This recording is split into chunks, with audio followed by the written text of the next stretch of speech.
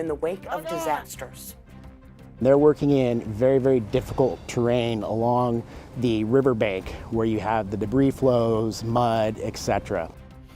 Plus, we will meet the Bay Area residents trying to get their neighborhood designated as an historical landmark. And it's talking about, it details so much of the history of Ingleside Terrace. What critics say there is an ulterior motive and a step toward justice more than half a century in the making. How local leaders are making amends to people who were once driven out of their thriving East Bay community. I'm still kind of ticked off about it, yes. It's a start. Thanks for starting your week with us. I'm Ann Makovic. We're going to have those stories and lots more coming up right after our news headlines. Trash continues to pile up in several Bay Area cities. This is a look at a trash drop-off site near the Union City BART station at 11th Street and Dakota Road today. People are just dumping their own trash there. You can see the garbage piling up in the parking lot. That is because workers with Republic Services are still off the job in solidarity with 40 striking workers in Stockton who are seeking better wages and working conditions. Over the weekend, some cities opened more drop-off sites. Substitute drivers from states like Texas and Colorado are helping out, but they can't cover every area just yet. Meantime, customers are left to deal with their own trash.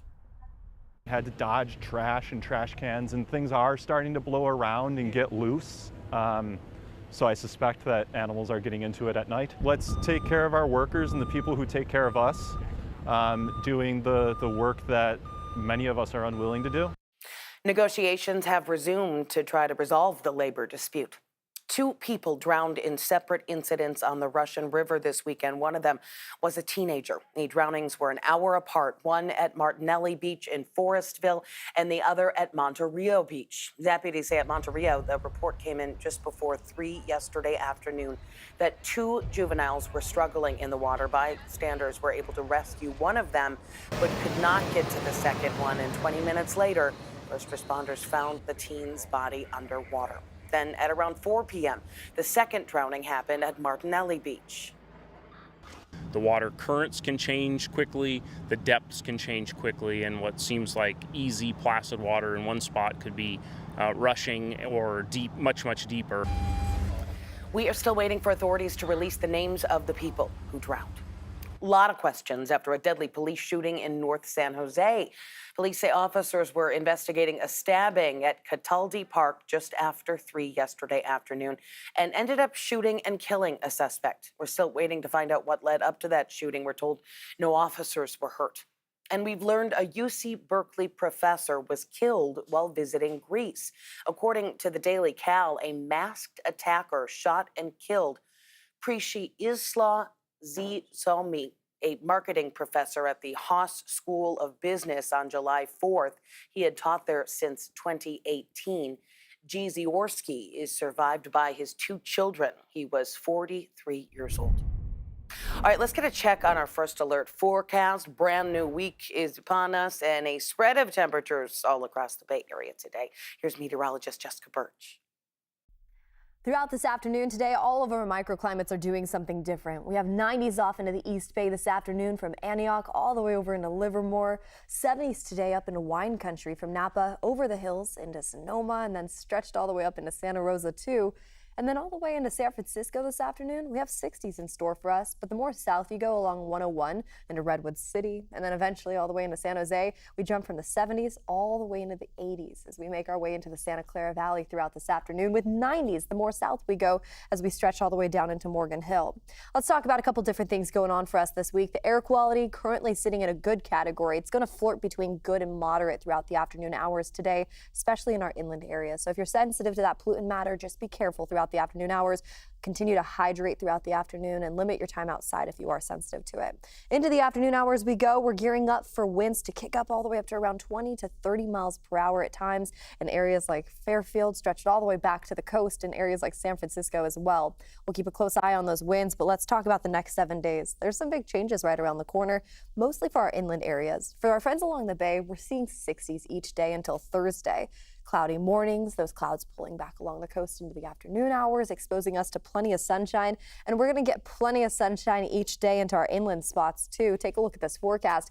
80s today, jump down to 70s tomorrow. Said 10-degree difference within one day alone, and then we hold on tight to those 70s for one more day into Wednesday before we gradually start to warm back into the mid-80s as we head into this weekend's forecast. We'll keep you updated on that here in the Weather Center. For now, back to you.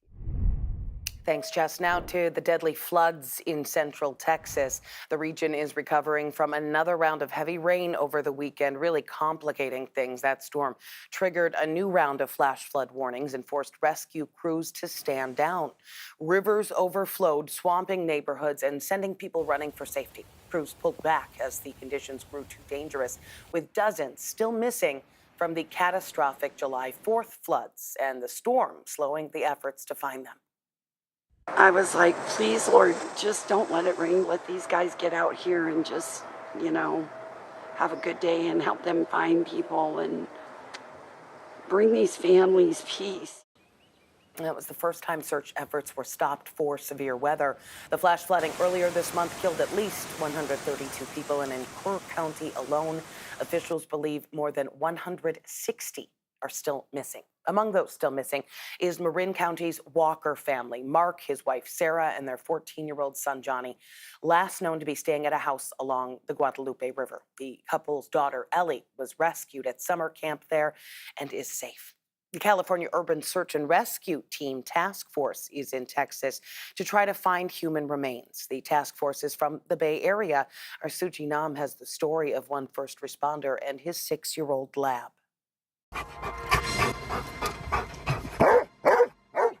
Seconds. So my dog is alerting on live human scent. All it takes is mere seconds for Kylo, a 6-year-old Labrador retriever, to find a live human trapped in piles of debris.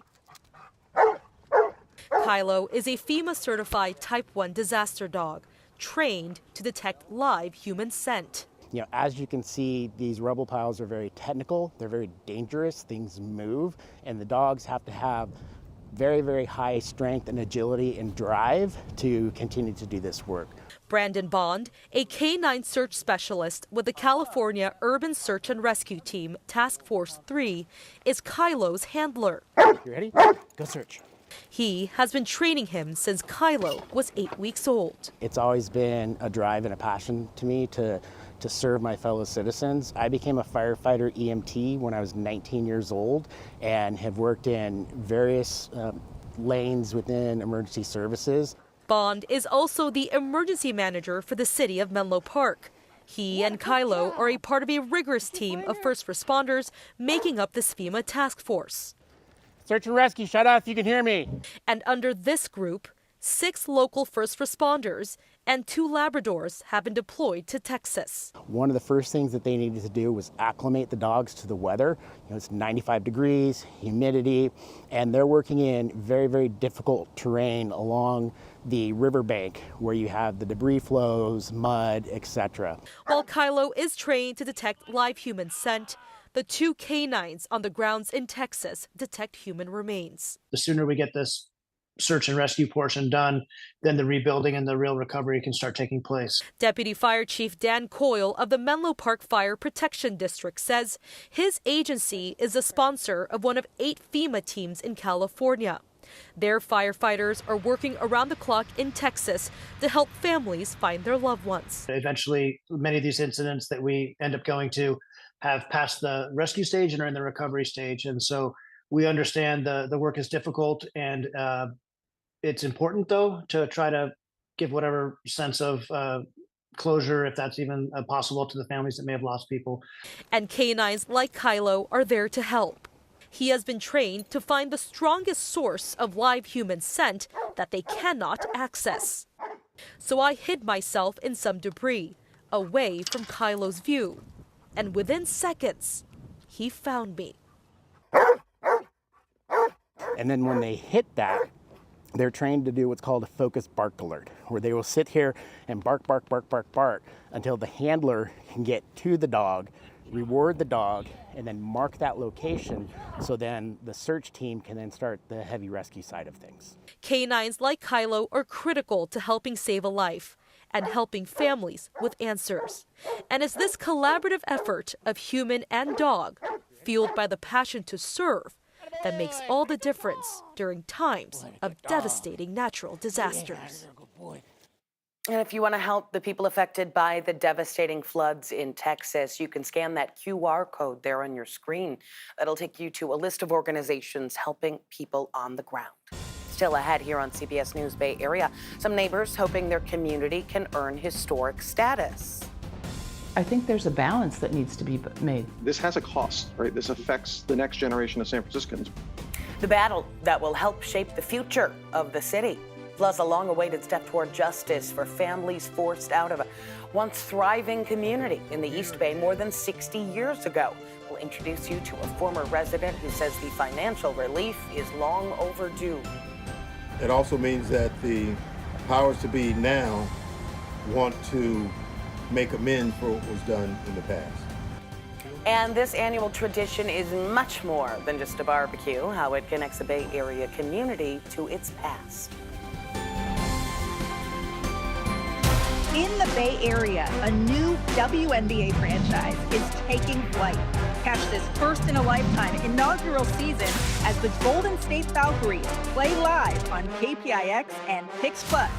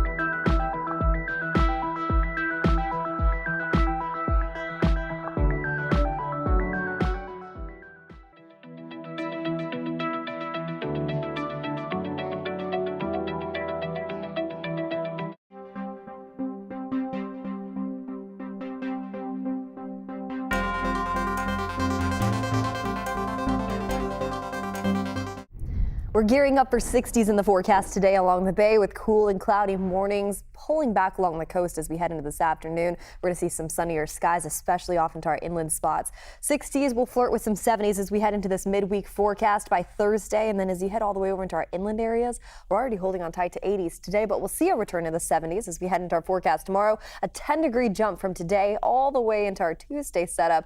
We hold on tight to 70s for one more day before we get that gradual warming trend diving into this weekend's forecast. At least 9 people died in a fire at an assisted living facility in Massachusetts. Firefighters say flames and smoke filled Gabriel House late last night with people hanging out of windows yelling for help. happened in the town of Fall River near the Rhode Island state line. More than 30 people from the home were taken to the hospital, and investigators now working to determine where and how that fire started. Two wildfires burning out of control right now at the Grand Canyon. Officials say one of the fires destroyed at least 80 buildings, including the historic Grand Canyon Lodge. That is the only lodging inside the park at the North Rim. Another fire has grown to almost 20 times its size in just 5 days. The North Rim is closed because of those wildfires. The sky-high cost of housing in San Francisco continues to surge. That is according to a new report from the SF Business Times that found that the median sale price for single-family homes and condos in the city was about $1.76 million in the second quarter of 2025. That is an 8.5% jump from the first 3 months of the year. For decades, San Francisco homeowners have petitioned city government for historic status. But a new trend is gaining momentum. Entire neighborhoods asking for historic landmark designations. Kara St. Cyr explains the uptick is happening as Mayor Daniel Lurie pushes to build more housing in the city.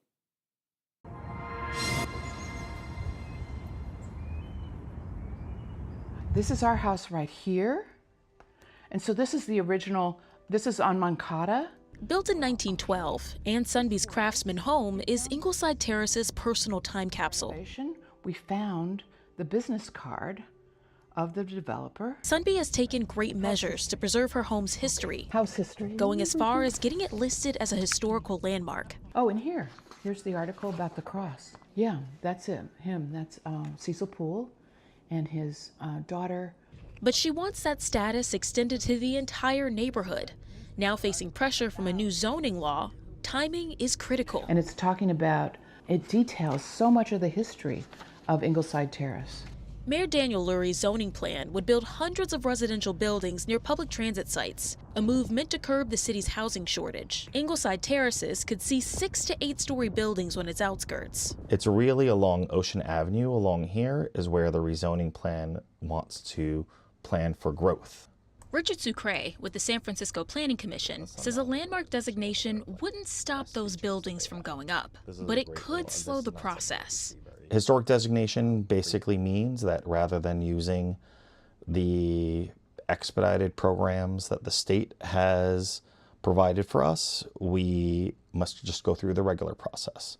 Other neighborhoods like St. Francis Wood have already been designated as historical landmarks. But pro-housing groups like YIMBY Action criticize these designations. Jane Natoli, a spokesperson for the group, calls it a tactic to stop housing. This has a cost, right? This affects the next generation of San Franciscans. Where will they live? Will they be able to access these neighborhoods? And the answer for a long time has been no. But Sunby doesn't see it that way. I think there's a balance that needs to be made. And her neighborhood is willing to fight to create the balance they're looking for. Along with Ingleside Terrace, a proposal for historic status in San Francisco's North Beach neighborhood right now is under review. The state has ordered San Francisco to add 82,000 new homes by 2031 or face serious consequences. San Francisco's Salesforce Tower could be overshadowed by an even larger skyscraper in the coming years. The proposed project would take up an entire city block, replacing PG&E's old headquarters at 77 Beale Street. Hines, the company that helped develop the Salesforce Tower, says it is looking to build a 1,225-foot building that would make it 155 feet taller than Salesforce Tower, which replaced the Transamerica Pyramid as the city's tallest skyscraper 7 years ago. The project would include office buildings, retail space, restaurants, and a public garden. We asked some people in the neighborhood for their thoughts on the proposal. And while they had differing opinions, a shared concern is what that building would look like. I mean, it could be good. It depends how it's architecturally designed, if it's more interesting, if it has a park around it. I think a lot of the architecture is really ugly. I like more of a Italian Renaissance feel for buildings.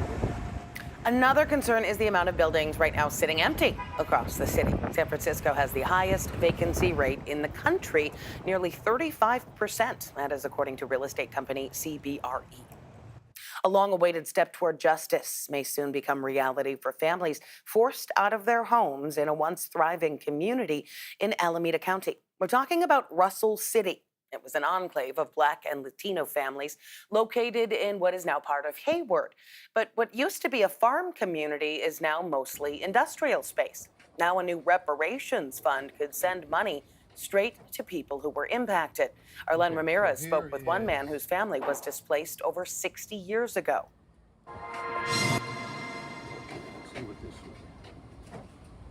James Knowles holds a map of Russell City, but it doesn't just show the geographic location, it documents who and where the hundreds of Black, Latino, and immigrant families lived, including the Knowles family. This was a cousin that lived right next door. Russell City once stood as a symbol of resilience and community until it was wiped off the map in the 1960s. I'm still kind of ticked off about it, yes.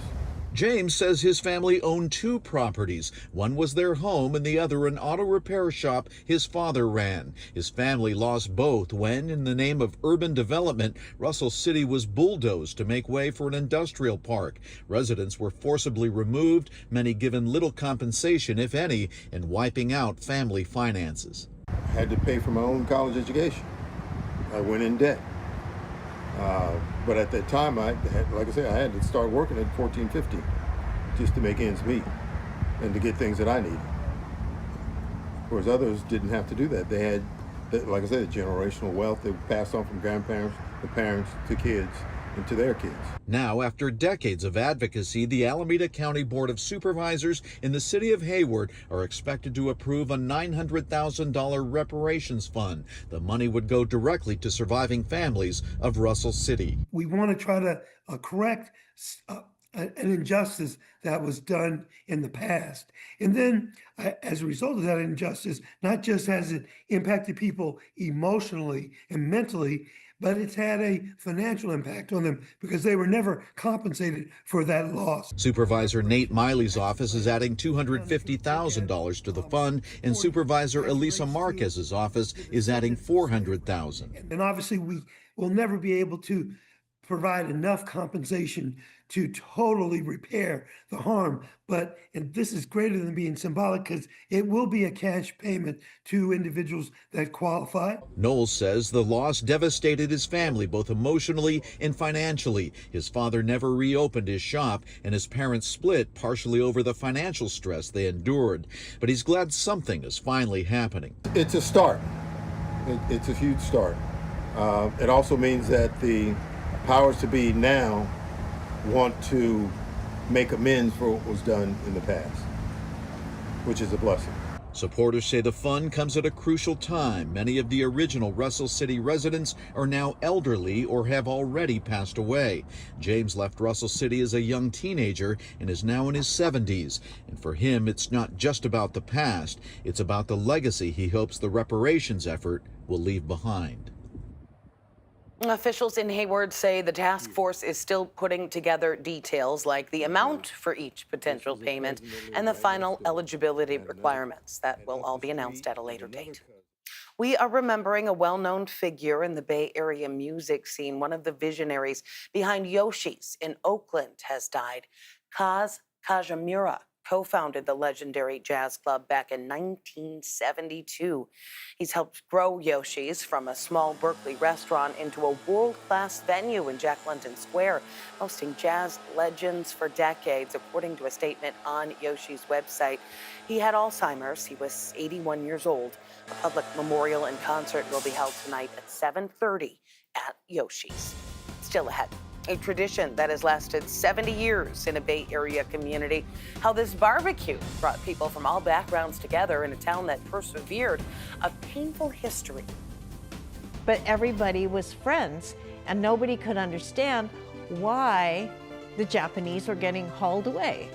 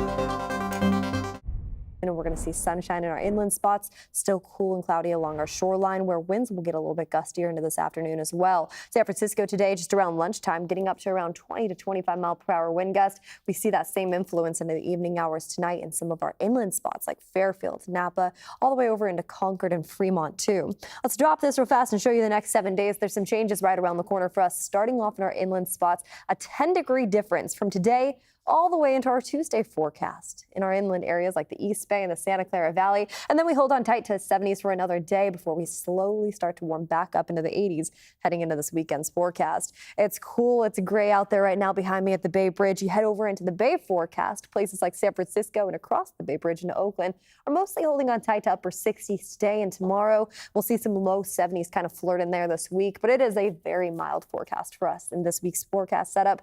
We see gustier winds into the afternoon hours, daytime highs topping off in the 60s. Great days to get out there, get some exercise, maybe go play some pickleball. Well, this weekend marked the 70th anniversary of a tradition in the North Bay, the Imanji Teriyaki Barbecue in Sebastopol. And as John Ramos reports, the community gathering is a time to learn lessons from the past. This is not the first time in American history where immigrants were treated with suspicion and sent to detention camps.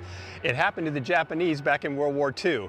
But to its credit, the town of Sebastopol never abandoned its sense of community, and it persists to this very day.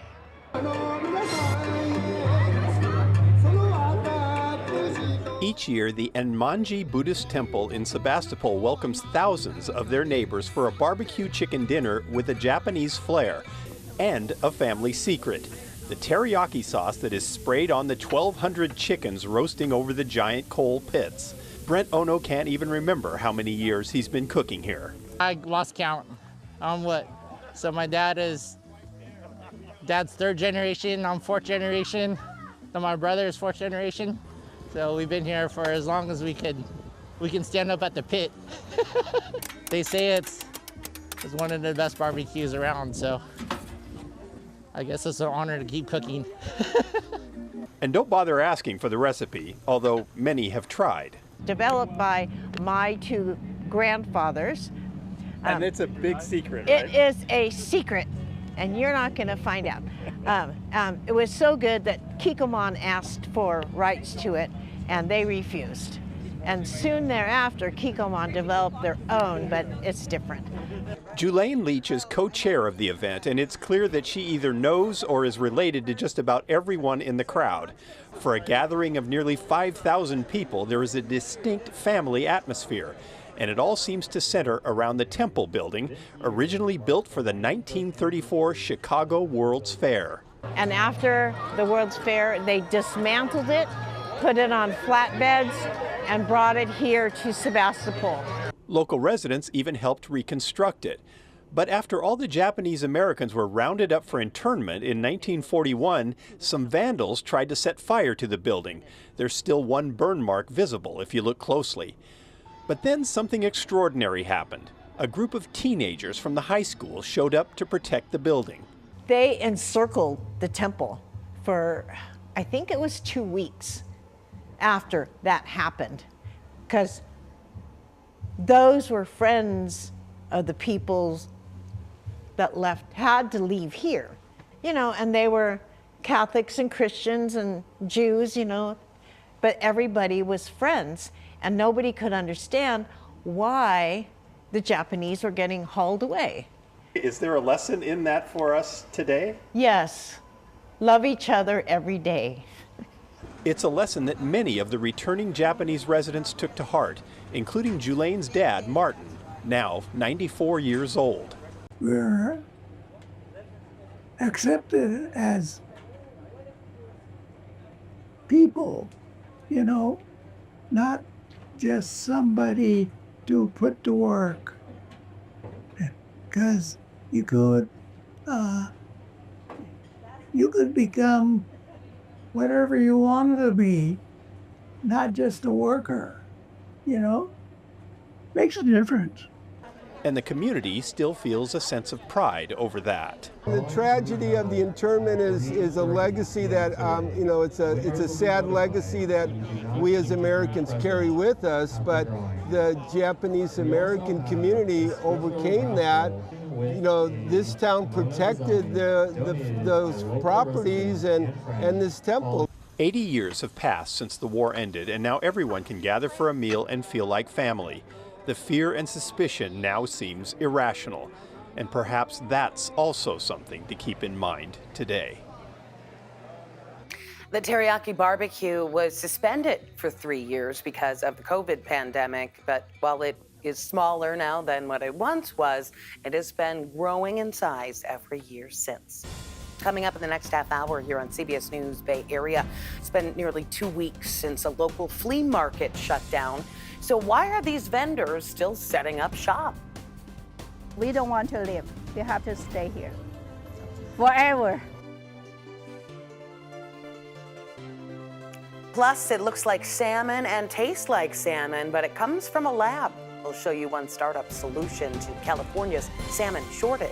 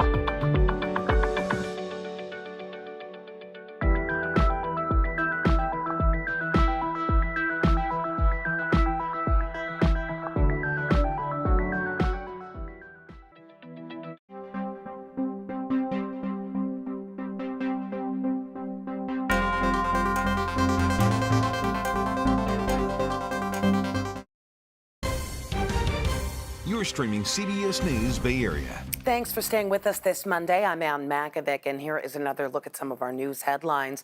Trash continues piling up in several Bay Area cities. This is a look at a nasty trash drop-off site near the Union City BART station, 11th Street and Dakota Road today. Workers with Republic Services continue walking off the job in solidarity with 40 striking workers in Stockton who are seeking better wages and working conditions. Substitute drivers are coming in from states like Texas and Colorado, but they just can't cover all those areas just yet. Negotiations have resumed to try to resolve the labor dispute. 2 people drowned in separate incidents in the Russian River yesterday. One was at Martinelli Beach in Forestville, the other at Monterey Beach. Deputies say at Monterey, a report came in just before 3 yesterday afternoon that 2 young people were struggling in the water. Bystanders rescued one of them but could not get to the second. And about 20 minutes later, first responders found the teen's body underwater. Then at around 4 p.m., the second drowning happening at Martinelli Beach. Neither victim has been identified at this time. And we have learned that a UC Berkeley professor was killed while visiting Greece. According to the Daily Cal, a masked attacker shot and killed Przemysław Zisiolski, a marketing professor at the Haas School of Business, on July 4th. He had taught there since 2018. Zisiolski is survived by his 2 children. He was 43 years old. All right, time to get another check on our first alert forecast this Monday. Here is meteorologist Jessica Birch. Throughout this afternoon today, all of our microclimates are doing something different. We have 90s off into the East Bay this afternoon from Antioch all the way over into Livermore. 70s today up into wine country from Napa over the hills into Sonoma and then stretched all the way up into Santa Rosa too. And then all the way into San Francisco this afternoon, we have 60s in store for us. But the more south you go along 101 into Redwood City, and then eventually all the way into San Jose, we jump from the 70s all the way into the 80s as we make our way into the Santa Clara Valley throughout this afternoon, with 90s the more south we go as we stretch all the way down into Morgan Hill. Let's talk about a couple different things going on for us this week. The air quality currently sitting in a good category. It's going to flirt between good and moderate throughout the afternoon hours today, especially in our inland area. So if you're sensitive to that pollutant matter, just be careful throughout the afternoon hours. Continue to hydrate throughout the afternoon and limit your time outside if you are sensitive to it. Into the afternoon hours we go. We're gearing up for winds to kick up all the way up to around 20 to 30 miles per hour at times in areas like Fairfield, stretched all the way back to the coast, and areas like San Francisco as well. We'll keep a close eye on those winds, but let's talk about the next 7 days. There's some big changes right around the corner, mostly for our inland areas. For our friends along the bay, we're seeing 60s each day until Thursday. Cloudy mornings, those clouds pulling back along the coast into the afternoon hours, exposing us to plenty of sunshine. And we're going to get plenty of sunshine each day into our inland spots too. Take a look at this forecast. 80s today, jump down to 70s tomorrow. Said 10-degree difference within 1 day alone. And then we hold on tight to those 70s for one more day into Wednesday before we gradually start to warm back into the mid-80s as we head into this weekend's forecast. We'll keep you updated on that here in the Weather Center. For now, back to you. It has been almost 2 weeks since the Berkeley Flea Market officially closed. The market's lease ended in June after more than 50 years at the Ashby BART station parking lot. But some vendors told our Doll In they are not giving up. They are determined to keep this historic market open. 17 vendors set up shop on Sunday at the Berkeley Flea Market. It's a far cry from the market's heyday when this entire parking lot was filled with stalls and shoppers. But those who remain say they're not going anywhere. Drumming up support for a struggling flea market and for the vendors who refuse to let it die.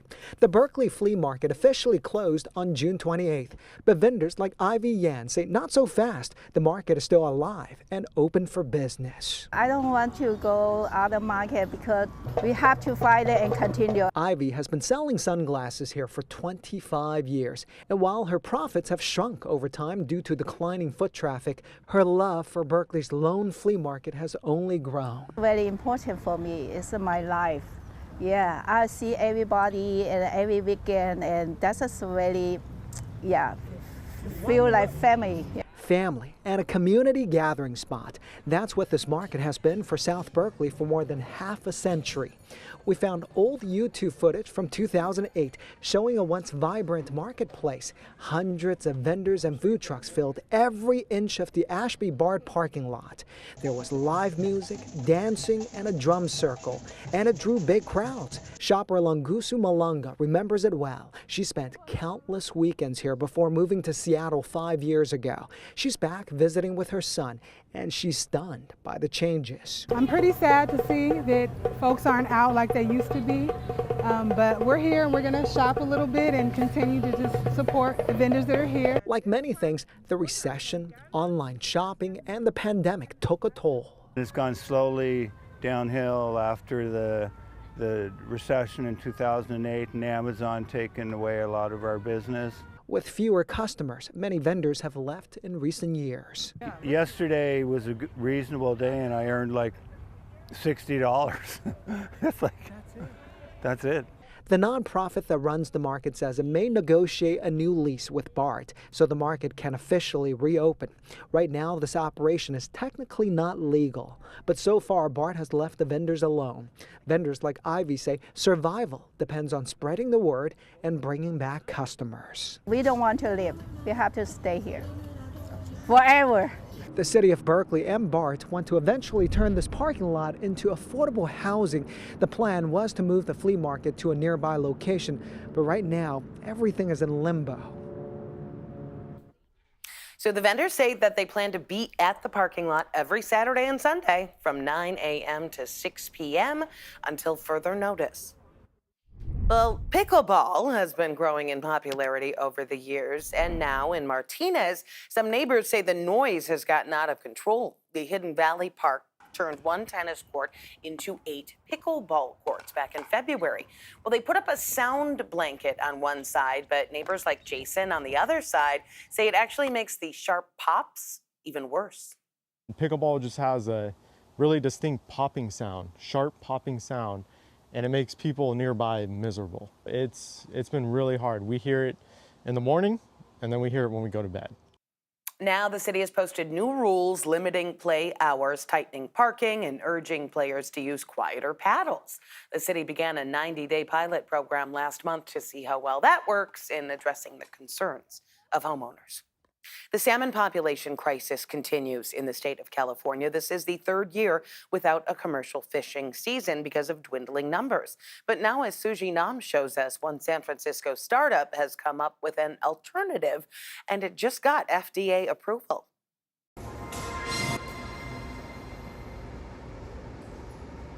We're gonna try some wild-type salmon today.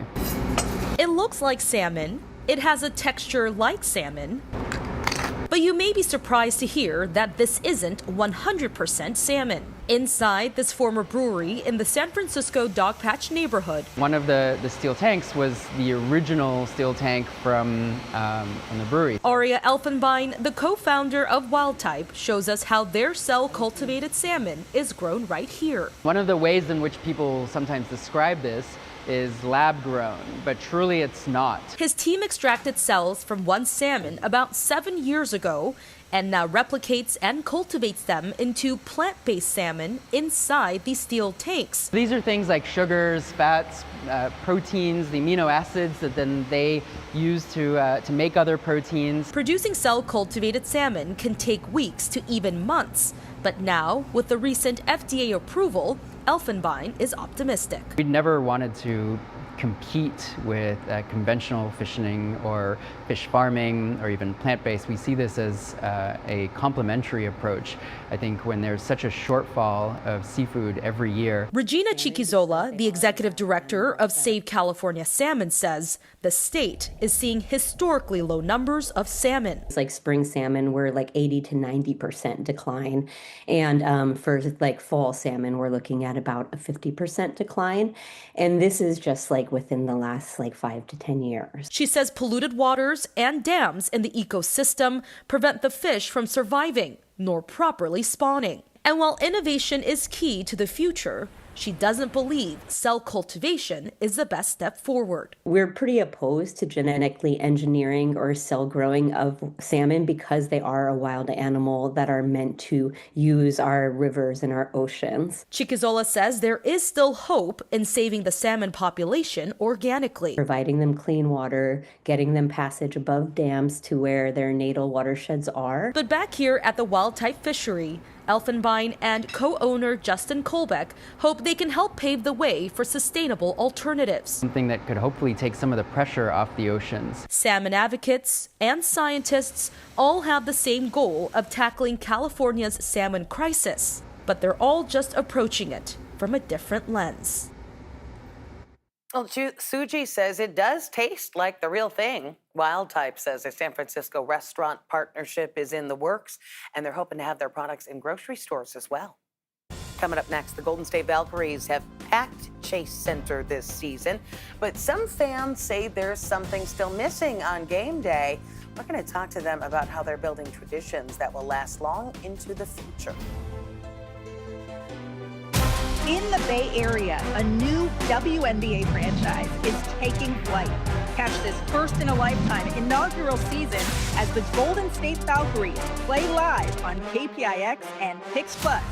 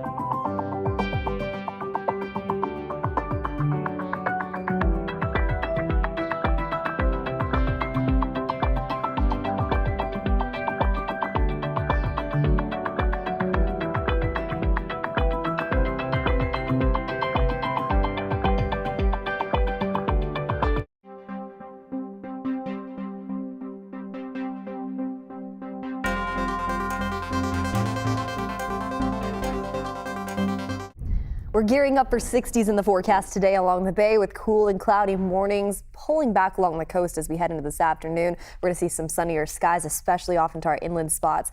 60s will flirt with some 70s as we head into this midweek forecast by Thursday. And then as you head all the way over into our inland areas, we're already holding on tight to 80s today, but we'll see a return to the 70s as we head into our forecast tomorrow. A 10-degree jump from today all the way into our Tuesday setup. We hold on tight to 70s for one more day before we get that gradual warming trend diving into this weekend's forecast. Well, the Valkyries finally back at Chase Center tonight. They're taking on the Phoenix Mercury. That game is going to air live on Pix Plus 44 Cable 12. Our coverage starts at 6:30. Fans have been packing Chase Center for the Valkyries' inaugural season, but some of them told our Kelsey Thor there is one thing missing on game day. We're only about halfway through the Valkyries' inaugural season, but Valhalla has already made its mark on the league. And as soon as you walk down the stairs, just everyone's so electric. And it's not just the play on the court that's created that electric atmosphere. Fans are also loving the different in-arena traditions the team is making. I like the GSB drum. Here we go, Megan! Come on, fans! From chanting to dancing. This season, the Valkyries introduced their very own multi-generational dance team, the Violet Vibes.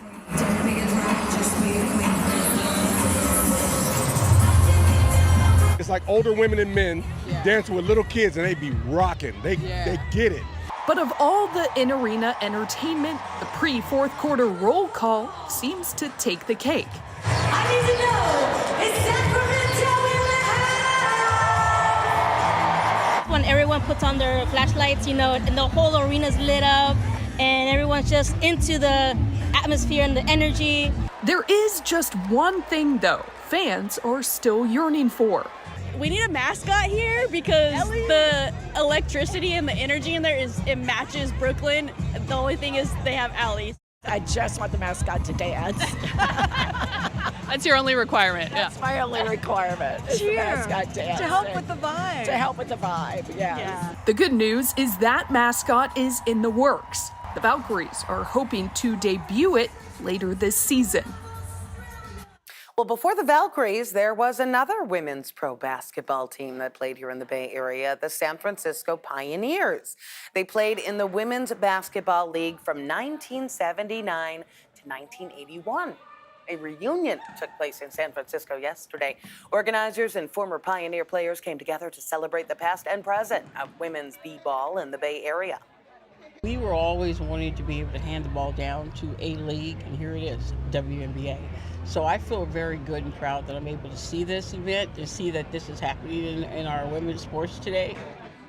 Organizers of the reunion say members of the Pioneers will be honored at the Valkyries game tonight. Again, Valkyries taking on the Phoenix Mercury tonight at Chase Center. Our pregame coverage begins live 6:30. Pix Plus, 44 Cable 12. Coming up, a citywide scavenger hunt in San Francisco is underway. How the game got its start as a small experiment.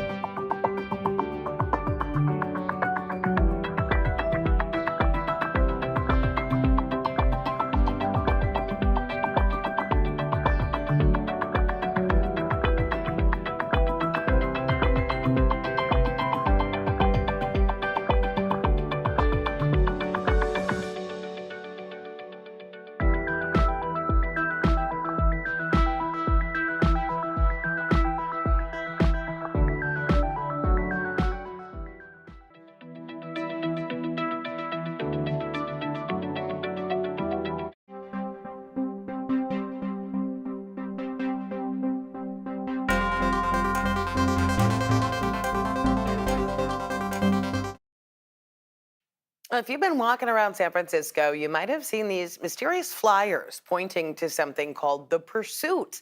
It's a citywide scavenger hunt. Our Laureen Ayub spoke with the pioneers behind it. What happens when a couple of girlfriends take a break from their tech jobs to create a San Francisco scavenger hunt?